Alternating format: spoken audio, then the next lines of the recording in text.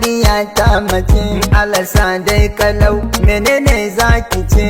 Wayo baba kunya ne kam ta kama ni. Ki kaɗai ce na haifa gwana jaruma. Baba wallahi soyayya na tsunduma. Wane ne dai kike so gaya mini ma? Wayo baba kunya ta kara kashe ni. Ko mai so fure ta fito min naji, ko ko nura ɗan inuwar ɗa naji. Dan Allah in na faɗa kai min agaji, domin san shi ya riga da ya kama ni. Assalamun alaikum shadamu ya nanan. Wa alaikas salam wake salama anan. Usman ne na Madugu aminin kannan. Shigo ni da ƴar lele ta ce mai zamani. Malam Usman ƴar dai ta kamu da san wani, ta ki ta gaya min ƴar kunya take da ni. Kaka gata ta gaya maka mi magani, ko ɗan waye sai ta aure shi sai mun gani.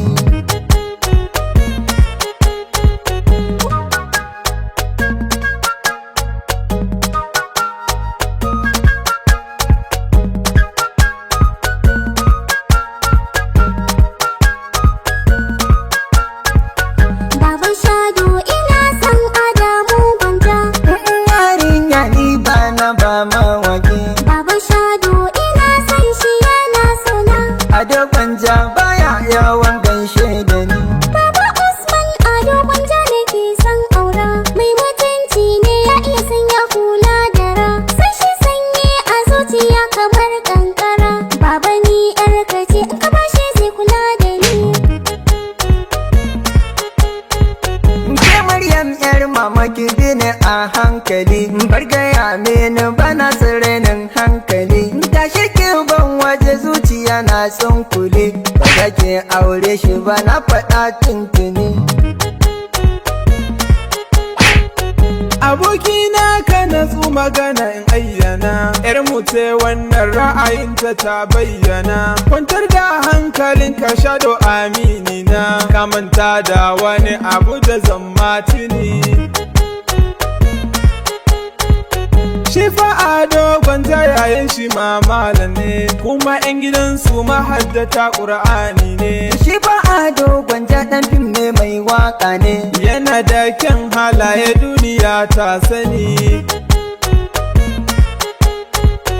To shi kenan amma kun san baya gaida ni, ban sani ba yaran nan tuni ya raina ni. To ku gaya masa ya sauri ya zo ya duba ni. Zan gaya masa zai turo domin ya aure ni. Baban Shado ina san Adamu Gwanja.